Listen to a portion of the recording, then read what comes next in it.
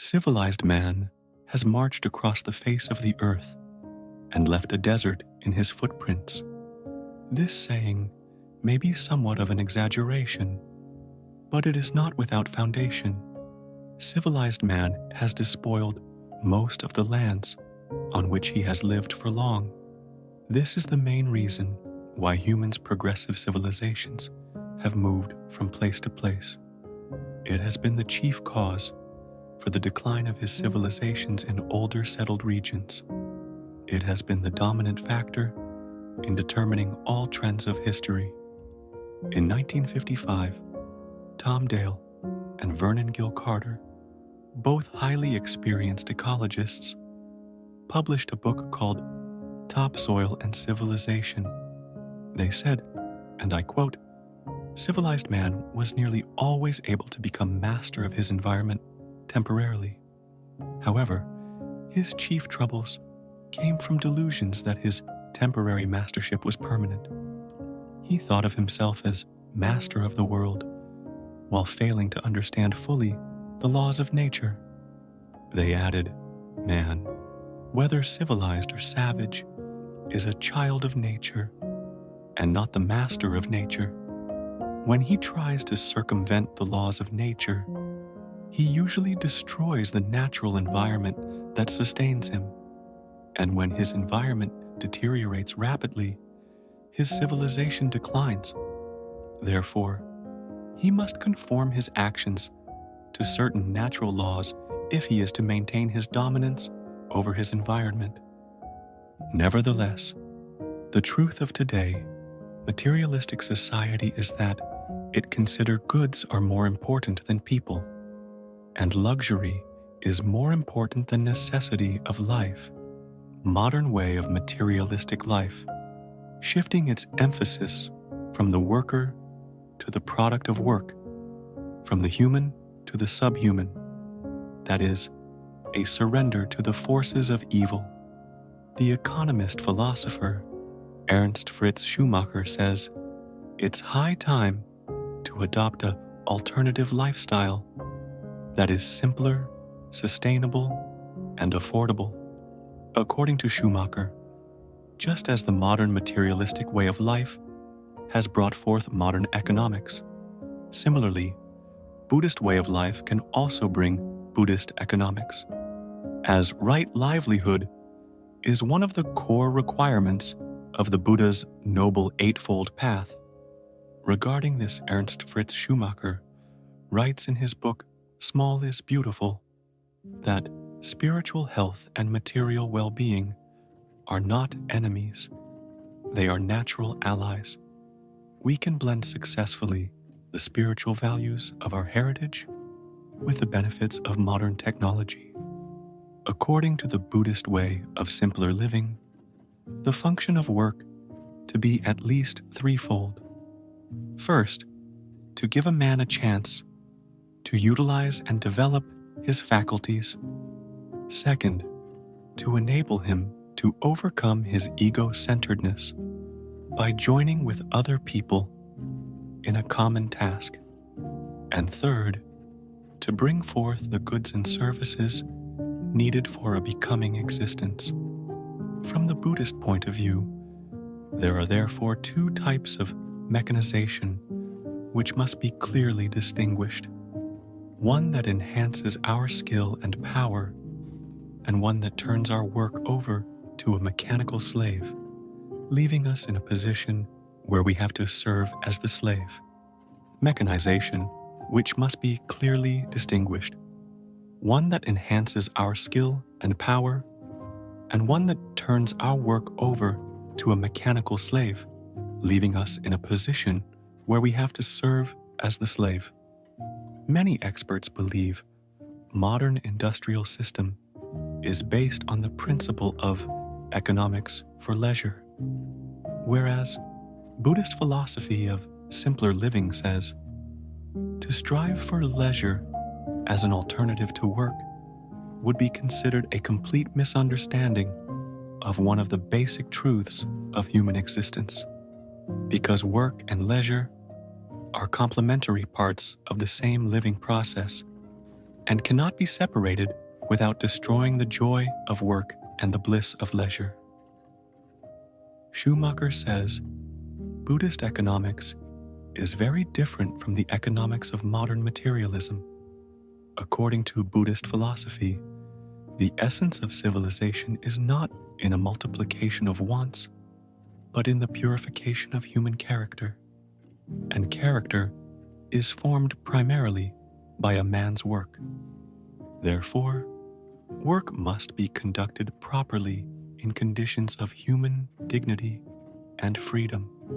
The Indian philosopher and economist J.C. Kumarappa says, if the nature of the work is properly appreciated and applied, it will stand in the same relation to the higher faculties as food is to the physical body. According to him, work nurtures the higher man and urges him to produce the best he is capable of. It directs his free will along the proper course and disciplines the animal in him into progressive channels. Work furnishes an excellent background for man to display his values and develop his personality. Therefore, if a man has no chance of obtaining work, he is in a desperate position, not simply because he lacks an income, but because he lacks this nourishing factor of disciplined work, which nothing can replace. According to Professor Galbraith, one of the challenges with modern industrial economy is that if the marginal urgency of goods is low in the affluent society, then so is the urgency of employing the last man or the last million men in the labor force. And if we can afford some unemployment in the interest of stability, our policymaker will be okay with it. Whereas the very start of Buddhist economic planning would be a planning for full employment. And the primary purpose of this would, in fact, be employment for everyone who needs an outside job. It would not be the maximization of employment, nor the maximization of production. Wisdom of Ages says the materialist is mainly interested in goods. The Buddhist is mainly interested in liberation. But Buddhism is the middle way, and therefore in no way antagonistic to physical well-being.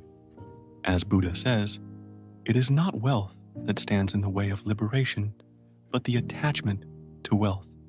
Not the enjoyment of pleasurable things, but the craving for them. The keynote of Buddhist economics, therefore, is simplicity and sustainability. Many philosophers says, from an economist's perspective, the Buddhist way of life is remarkable for its inherent rationality, where amazingly small means can lead to extraordinary satisfaction. However, for the modern economist, this is very difficult to understand. He is used to measuring the standard of living by the amount of annual consumption, assuming all the time that a man who consumes more is better off than a man who consumes less. Needless to say, a Buddhist economist would consider this approach excessively irrational, since consumption is merely a means to human well-being, and the aim should be to obtain the maximum of well-being with the minimum of consumption. For example, if the purpose of clothing is a certain amount of temperature comfort and an attractive appearance, the task is to attain this purpose with the smallest possible effort. That is, with the smallest annual destruction of cloth and with the help of designs that involve the smallest possible input of toil. Simpler living says, the less toil there is, the more time and strength is left for artistic creativity. Thus, it would be highly uneconomic to go in for complicated tailoring, like the modern West, when a much more beautiful effect can be achieved by the skillful draping of uncut material. It would be the height of folly to make material so that it should wear out quickly. What has just been said about clothing applies equally to all other human requirements. Buddhist says, the ownership and the consumption of goods is a means to an end, and thus, Buddhist economics is the systematic study of how to attain given ends with the minimum means. Modern economics, on the other hand, considers consumption to be the sole end and purpose of all economic activity, taking the factors of production, land, labor, and capital as the means. However, Buddhist philosophy tries to maximize human satisfactions by the optimal pattern of consumption, while modern economics tries to maximize consumption by the optimal pattern of productive effort. The optimal pattern of consumption, producing a high degree of human satisfaction by means of a relatively low rate of consumption, allows people to live without great pressure and strain. As Buddhist teaching says, cease to do evil, try to do good. Bertrand de Jouvenel, the eminent French political philosopher, has characterized Western man in words which may be taken as a fair description of the modern economist. He says, and I quote, "Modern man tends to count nothing as an expenditure other than human effort. He does not seem to mind how much mineral matter he wastes, and far worse, how much living matter he destroys. He does not seem to realize at all that human life is a dependent part of an ecosystem of many different forms of life. As the world is ruled from towns, where men are cut off from any form of life other than human, the feeling of belonging to an ecosystem is not revived." Quote end.